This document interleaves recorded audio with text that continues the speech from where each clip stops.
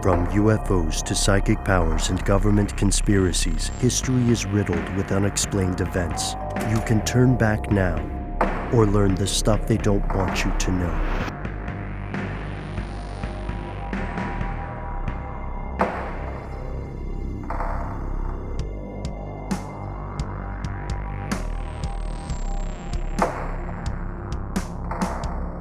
An author named Anthony Bragalia claims that he does have no fully legitimate proof that the Pentagon did collect UFO wreckage and did retain it. What's more, they know a lot about it, and they've been experimenting with applications of this stuff. That's the headline. Let's see how it holds out. So here's the backup. Stop me when there are any questions. Okay. And there should be some questions. So Bragalia said that the U.S. Defense Intelligence Agency, or DIA, they accept FOIA requests, Freedom of Information Act requests. He said that over 3 years ago, he sent in a request where he said, the man shot his shot, and he said, tell me everything. Tell me everything you know under the rights of the FOIA. And then 3 years later, they came back to him with a series of 154-page test results regarding a metal called nitinol. You can look it up now, Nitinol. This metal, to Bragalia's thinking, was mind-boggling because nitinol is famous for remembering, quote-unquote, remembering its shape when you distort it or fold it. So if you had... Simple example, if you had a nitinol fork and you bent it long ways or in any number of directions, you crumpled it up even, then it would eventually spring back into being a fork. And there would be no creases, no lines, no proof of previous deformation. It could happen too with something like a paperclip, right? So this would be a really cool material to work with. You can read the full story over on his blog, UFO Explorations. You can also see some reports by places that we have dunked on as not being the best sources in the past, like the Daily Mail and the Sun, which, we were right about this. So when this guy asked the DIA about this stuff, he's asking for physical descriptions, properties, and composition of these things. This is where we get into some weird territory because according to Bragalia, and again, just when we consider our sources, folks, the name of this guy's blog is UFO Explorations.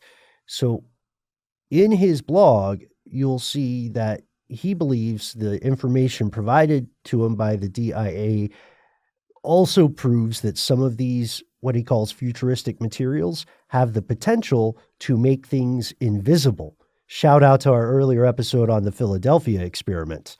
And he's saying he's gleaning this because for anybody who hasn't read a document that's released by FOIA, there's like a legal requirement to release it with a few exceptions, but there's no legal requirement not to edit it. Right. So redacted, like big old highlighty black blocks, right?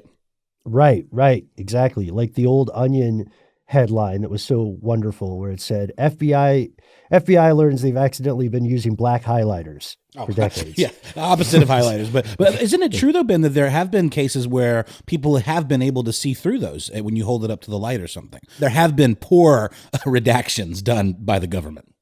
Yes. Yeah, absolutely. I think there was a case a number of years back where someone had redacted a form electronically, which meant that if you wanted to read the unredacted version, you just changed the view. Oh, man. The smallest things, folks, the smallest things bring down the giants. So here's the issue, though. The first issue, we'll stop here before we go further with this story. First issue, nitinol.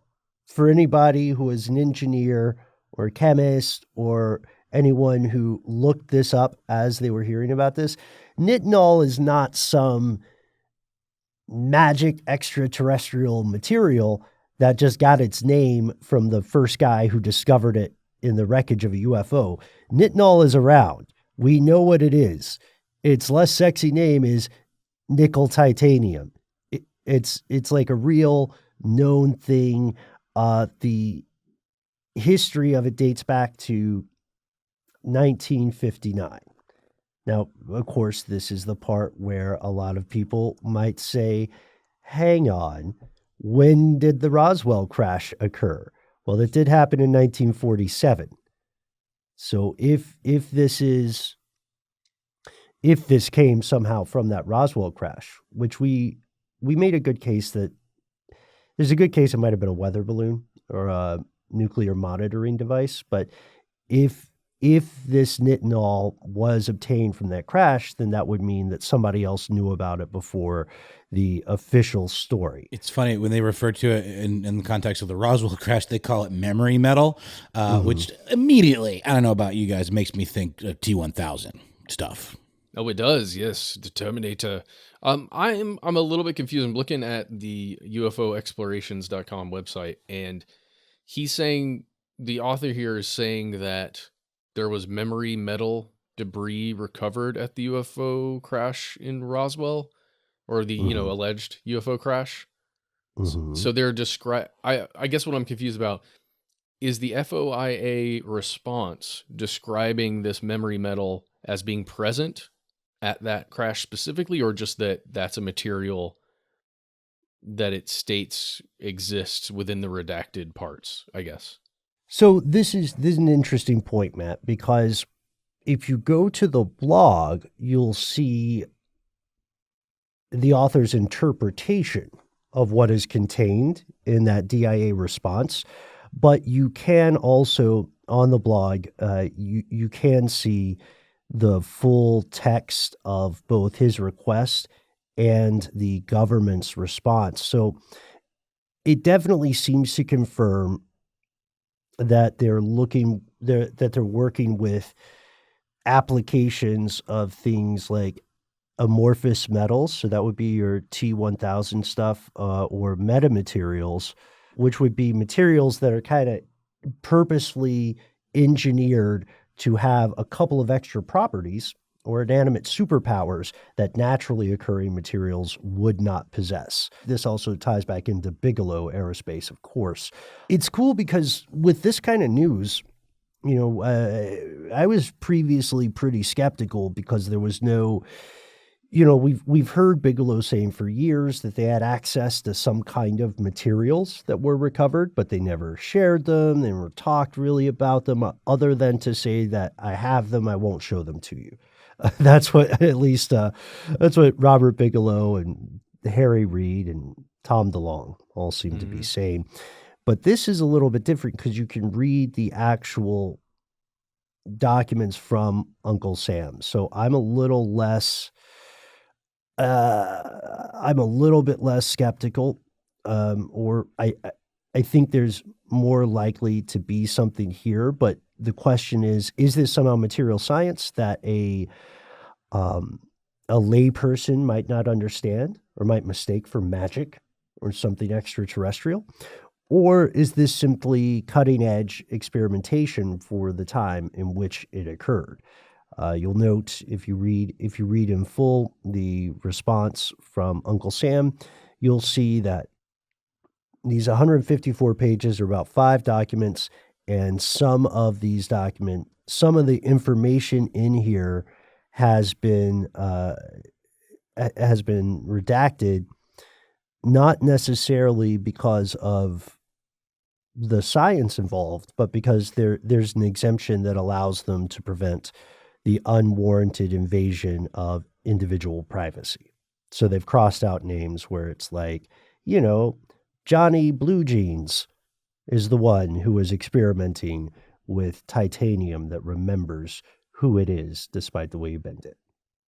Whoa. I want to read something from one of these reported, responses to the FOIA request. It says, the meta mirror approach to infrared energy harvesting is one of the very promising applications of metamaterials. A number of aspects of meta mirrors must be investigated and several important questions must be answered before practical applications can be pursued. Meta mirrors. This is the first time I've ever heard of this. Ooh, an absorber meta mirror structure. My goodness, I just want to dig into all of these. Mm-hmm. Yeah, right. They did respond. There is something there. I do have to point out that everybody's immediate thought process when you hear the headline, "The Pentagon admitted to testing UFO wreckage," your immediate response needs to be unknown does not automatically equal extraterrestrial. They found some stuff. They didn't know what it was. They kept it like they're on some state level episode of Hoarders, and they did all kinds of weird stuff to it. That's what's happening. Now, does that mean that there is technology possessed by the government that the public does not possess or maybe even isn't aware of? Totally. Even before this, yes, totally. Of course, there are things that have not been released publicly. Of course, there's suppressed technology. I just thought it was interesting. I thought this is a story you guys would enjoy. And everybody listening, all the conspiracy realists who have wrote to us about disclosure, this should be another feather in your cap.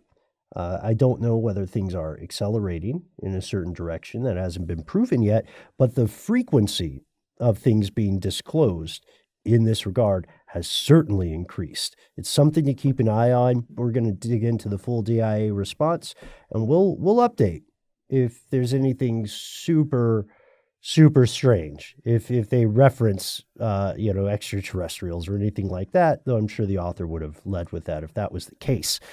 Yeah. Let's pause now. No, Ben. Listen, non-linear, non-reciprocal, chiral metamaterials for developing novel optical isolators and one-way microwave mirrors.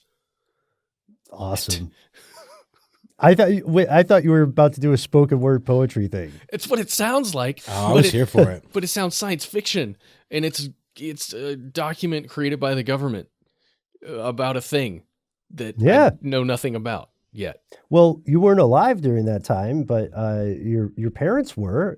They were paying people to write these things. If you think about it, right? That's taxpayer money. Boy.